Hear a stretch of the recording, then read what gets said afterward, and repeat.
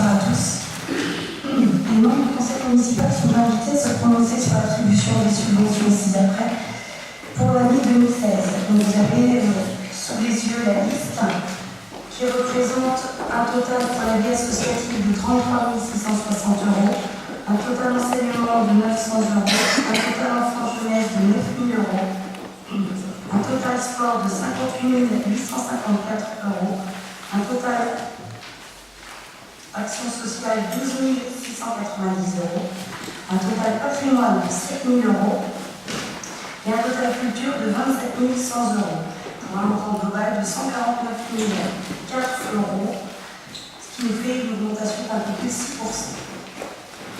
Si les termes de cette délibération vous agréent, il vous est proposé de l'adopter, sachant que la Commission des finances dans sa séance du 9 mai 2016 a émis un avis favorable à la majorité.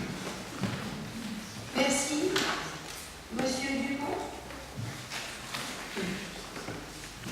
et Monsieur Gaudin. Oui, pour ma part, je n'ai participé à la commission culture concernant ces attributions de subventions. Il y a eu un échange entre nous et un travail collectif pour répartir une enveloppe dont nous regrettons qu'elle était en baisse significative, c'est-à-dire l'enveloppe des associations donc, non conventionnées pour la culture était en baisse de moins 2 650 €. Cette baisse faisait suite à d'autres baisses en début de mandat. Ce qui nous amène donc à devoir un petit peu partager la pénurie et faire des choix impossibles. À noter notamment que sur ces subventions versées aux associations culturelles, les chorologiennes Gros-Montroulaise ont vu leur subvention baisser de 25% et le théâtre de la Corniche de 12%. Sachant que le théâtre de la Corniche a perdu depuis 10 ans à peu près, sa subvention a été divisée par deux et que parallèlement les aides demandées à la communauté à l'association du théâtre de la Corniche dans le cadre de l'organisation de festivals diminuent également. Donc tout ça n'est pas très satisfaisant, d'autant que au sein de la commission culture, Sarah Noll et moi-même, nous avons essayé de définir, d'inviter les élus de la majorité à discuter avec nous de critères, sachant qu'il ne s'agit pas d'appliquer mécaniquement des critères sur un mode automatique. On sait bien qu'il y a toujours une multiplicité de paramètres à prendre en compte, que ce soit le nombre d'adhérents de l'association, son rayonnement sur le territoire, ses difficultés budgétaires éventuelles ou non, ses retombées donc, sur la vie sociale. Mais on regrette qu'il n'y ait pas eu cette possibilité de formaliser un petit peu les choses pour éviter que les associations ressentent parfois un sentiment d'arbitraire dans la réduction ou la stabilité des subventions. Par ailleurs, en nous intéressant aux subventions d'associations sportives, on voit qu'elles sont stables globalement, puisqu'elles augmentent même de 400 €. Par contre, cette stabilité est tout apparente parce que sur le détail, on voit que certaines associations voient leur subvention réduite de manière très importante, ce qui est le cas notamment pour les clubs de sport collectif comme Morlaix Saint-Martin Basket, moins 1 322 €, Morlaix Tougonvin Handball, moins 1 200 €, Morlaix Volley Club, moins 600 € et le Rugby Club de Morlaix, moins 900 €. Parallèlement, d'autres associations voient leur subvention augmenter. Le tennis club morlaisien, plus 1 150 €, le groupe subaquatique, plus 1 200 €. Donc, il y a une forme de vase communicant.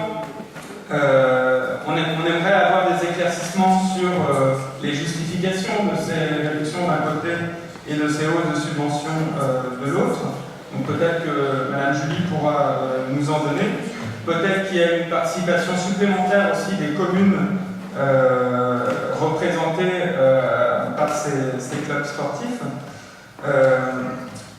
Globalement, ce que l'on peut dire, c'est tout de même que le fait que Morlaix ne subventionne pas donc cette année, parce que l'événement n'a pas lieu cette année, les fêtes maritimes Terre et Mer, aurait pu nous donner une bouffée d'oxygène budgétaire pour maintenir les subventions à stabilité, sachant qu'elles ont déjà diminué en début de mandat, que beaucoup d'associations sont en difficulté, notamment celles qui emploient des salariés. Et je regrette qu'il n'y ait pas de stabilité sur ces subventions aux associations d'un point de vue global. On a une dépense importante qui se rajoute par rapport à l'an passé, c'est la subvention au festival AgriLife, qui peut se justifier en raison de la popularité de l'événement, qui intéresse beaucoup de familles de la région de Morlaix. Mais c'est à mettre en balance aussi avec un travail plus durable, plus quotidien des associations sportives, culturelles et sociales. Et dernière question, parce que mon intervention est déjà assez longue, je me demandais ce qui justifiait la baisse des subventions à l'association Saint-Vincent de Paul, une baisse modique de moins 150 €, mais c'est la seule association du domaine social humanitaire qui est touchée par une baisse de ses subventions. J'aimerais avoir des réponses à ces questions précises. Merci, monsieur Dupont. Monsieur Bédard. Merci. Oui, je me suis interrogé en regardant dans le chapitre Association Relations Internationales la subvention versée à l'association Michel Gestal pour l'enfance, 4 000 €. Une association humanitaire, certes, qui agit surtout au Bénin. C'est une association saint-martinoise, d'une part. Et quand on voit qui fait partie du conseil d'administration, en particulier Jean Couturier, on sait que c'est une association qui a peu besoin de fonds de la part de collectivités comme la nôtre.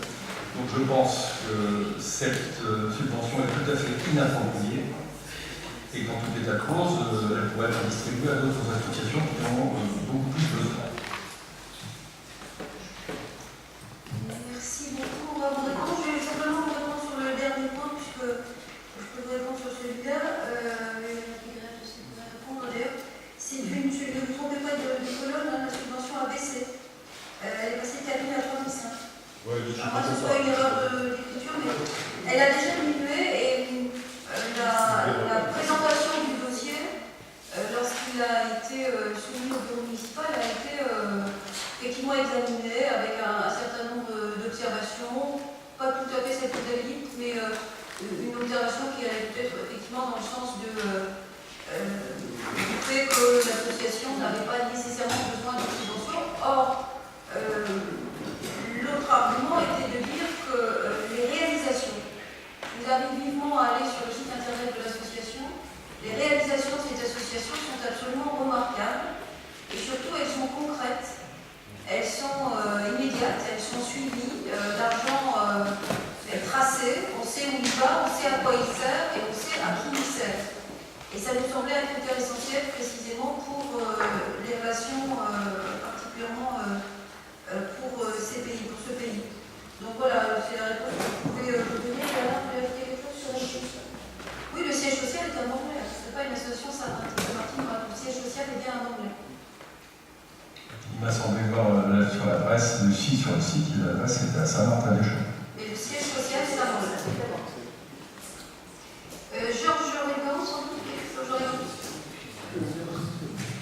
oui, pour mémoire, parce qu'il y a des nouveaux arrivants sur le dossier, mais certains ont déjà participé aux travaux du conseil municipal. Nous pouvons vous rappeler que en budget de 2015, l'ensemble des montants des subventions versées aux associations culturelles était de 800 870 €. Et comme budget primitif 2016, ce montant est de 806 420 €, soit une légère hausse dans un contexte très tendu et alors que les recettes de la ville baissent par ailleurs. Effectivement, pour les non conventionnés, il y a une aide de 850 €. Et nous avons beaucoup travaillé en commission culture avec l'ensemble des membres, à chacun pour sa voix. Et nous avons effectivement été amenés à répartir la version question par rapport à l'enveloppe annuelle. Et nous avons tenu compte effectivement de la présence des associations sur le territoire. Nous avons tenu compte du nombre d'adhérents, nous avons tenu compte des prestations que leur fournissait par ailleurs, soit en termes de locaux ou de valorisation. Et nous avons tenu compte aussi des prestations que les associations pouvaient apporter, pour lesquelles elles étaient rémunérées par la ville lors de certains événements. Et effectivement, ça peut amener parfois peut-être à des frustrations que personne n'a été validé tous les événements. Après, effectivement, on peut regretter que. Ici, une précision et un exemple, le cadre de la Corniche a dû légèrement baisser sa subvention. Par exemple, pour les 3 comptes donnés lors de l'émigration des Venelles, il a touché 500 €. Et les corolériennes vont bénéficier bientôt d'un endroit un peu plus salubre pour exercer leur pratique.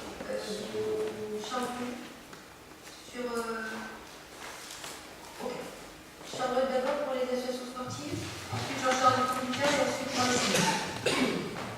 Alors pour les associations sportives, je vous invite à aller consulter le dossier vierge des critères d'attribution auprès de l'OMS, puisque le sport bénéficie de critères en fonction du nombre d'adhérents, qu'ils soient jeunes, juniors ou adultes.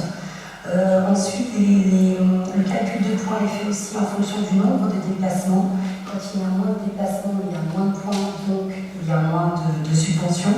C'est notamment pour ça, au niveau des associations que vous avez énumérées tout à l'heure, qui est une baisse.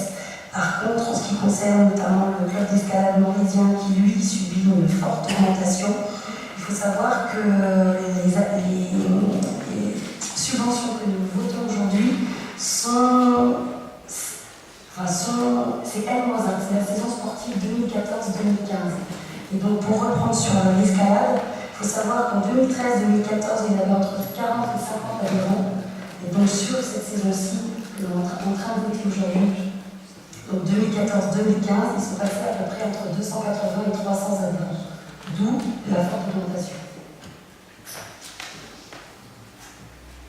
Jean-Charles Dupuis, Marie-Simon et Espagne. Sur les corolériennes, il est vrai que la subvention diminue de 25%, passe donc à 1 500 €. Mais parallèlement, l'été prochain, cette association pourra tenir des stands lors de certaines fêtes en semaine, tenir un stand de buffet d'écran, et ça compensera très très largement le montant de la subvention qui nous ont permis.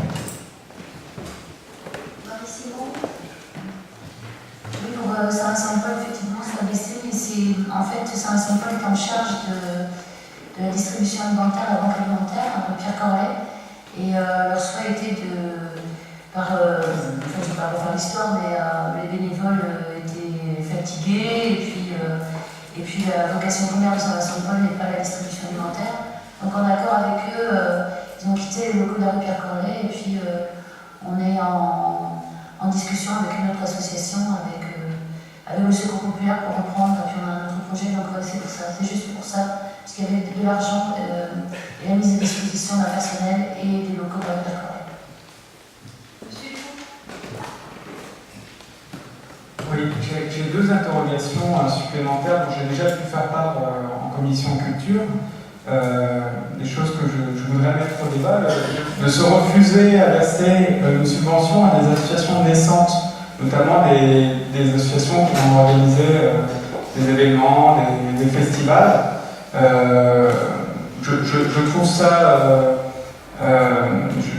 stupide. Alors on peut se dire que c'est la sélection la sélection naturelle en quelque sorte qui doit faire son œuvre pour une attestation pour attester de son sérieux, en fait, devrait passer la première année sans subvention.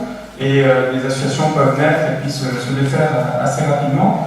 Mais quand il y a des événements, notamment culturels, qui sont bien identifiés dont le périmètre est déjà posé, dont on peut voir le rayonnement sur l'ensemble de la ville et du territoire, je trouve ça très discutable de se refuser à leur verser une subvention à la première année.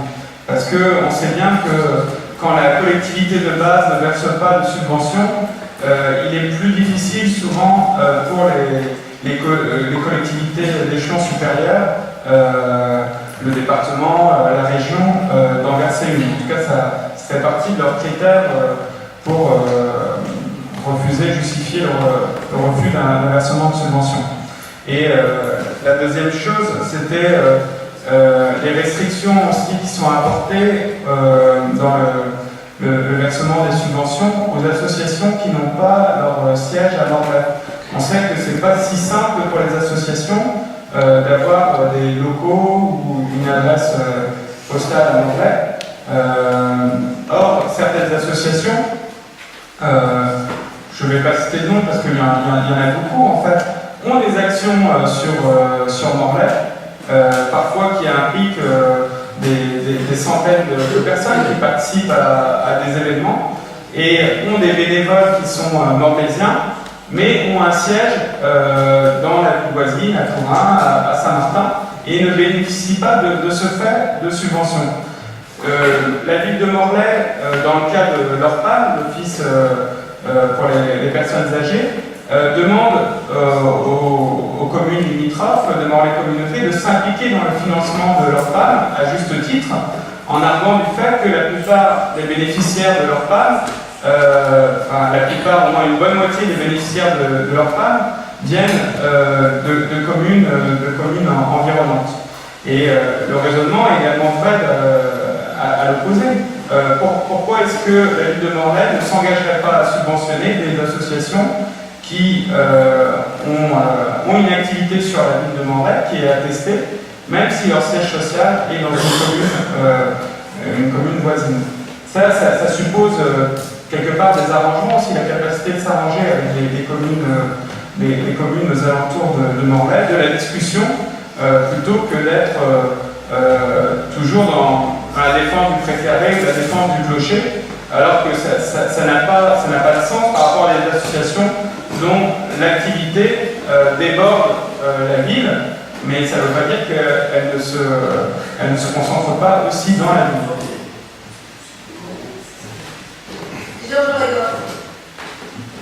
J'entends tout à fait la réflexion sur la première demande qui serait pardonnée, que c'était probablement stupide, comme les fonctionnements.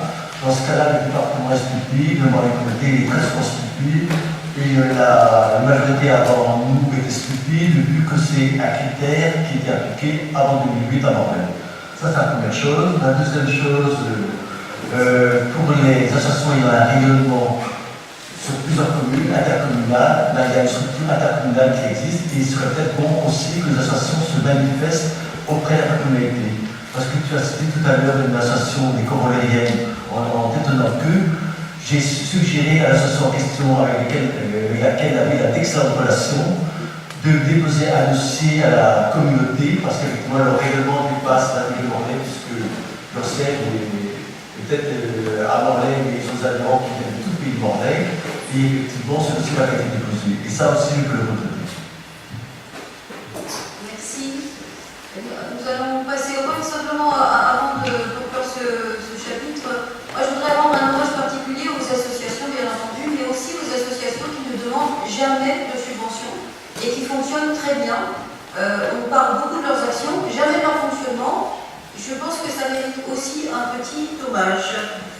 Y a-t-il des abstentions? Donc, 1, 2, 3, 4, 5, 6, 7. Qui est-ce qui a le pouvoir de 8 abstentions. Merci pour la proposition. Donc, Marie-Simon, pour le contrat de veille active, un tout petit peu à dire. Le contrat de veille active, c'est ce qui fait suite au CUCS, au contrat urbain de cohésion sociale, puisque la ville, pour rappel, n'est plus éligible, hélas, au CUCS.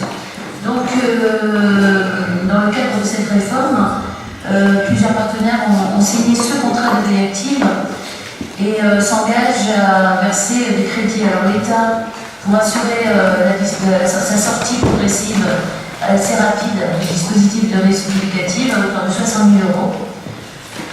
Le conseil départemental, 3 000 euros pour le cofinancement de l'observatoire social, 3 000 euros pour le soutien du projet socio-éducatif des gens du voyage, 4 000 euros pour le maintien de la mission de l'association Indeski et 18 000 euros pour des actions à caractère social. La CAF, 15 000 euros, dont 4 000 euros pour le cofinancement de l'observatoire social, Morlaix Communauté, 88 000, et la ville de Morlaix a fait un gros effort, notamment au niveau du dispositif de réussite éducative, pour suivre des engagements de l'État à hauteur de 30 000 euros. Et 10 000 euros pour le soutien des structures associatives dans les domaines de l'animation sociale, de l'enfance et de la jeunesse. Alors un comité de pilotage a eu lieu, un premier comité de pilotage, et la répartition proposée est la suivante. Alors ce sont des financements, non pas sur du fonctionnement, mais sur des actions précises. Coup de pouce, accompagnement à la scolarité, 1 000 euros. MAGE, accompagnement et mobilisation des jeunes, 2 000 euros. Tianol, centre social, l'art de la rencontre pour la participation et l'expression de tous, 2 000 euros. La récré, accessibilité aux loisirs, 1 500 euros. La NJC, animation de la vie sociale, 2 000 euros. La NJC, toujours, accompagnement socio-professionnel, c'est pour l'atelier d'insertion envers les corps, 1 500 euros. Un comité de pilotage aura lieu à nouveau dans quelques semaines à Morlaix Communauté, puisqu'il y a encore des dossiers en cours. Donc, si les termes de cette délibération vous agrée, vous êtes demandé de prononcer favorablement son adoption. Abstention, opposition, la délibération est adoptée, je vous remercie. Bernard Boucher pour l'adhésion à des organismes d'intérêt municipal. Oui, ça va être rapide, puisque pour les mêmes associations que 2015, la seule variation qu'il y a, c'est lorsque l'association est basée sur le nombre d'habitants. Donc les crédits sont inscrits au budget. Les crédits sont inscrits au budget municipal CA23 nature 6281. Et si les termes de cette délibération vous agréent, je vous ai demandé de vous prononcer favorablement à son adoption. Merci. Pas d'abstention. Pardon, monsieur Bédard. Oui, sur l'association des maires de France, des maires ministères, normalement, Morlaix fait partie d'une strate d'habitants de plus de 600 habitants, et au-dessus de 600 habitants, c'est la cotisation, l'adhésion, est de 0,1591 € par habitant, 0,16.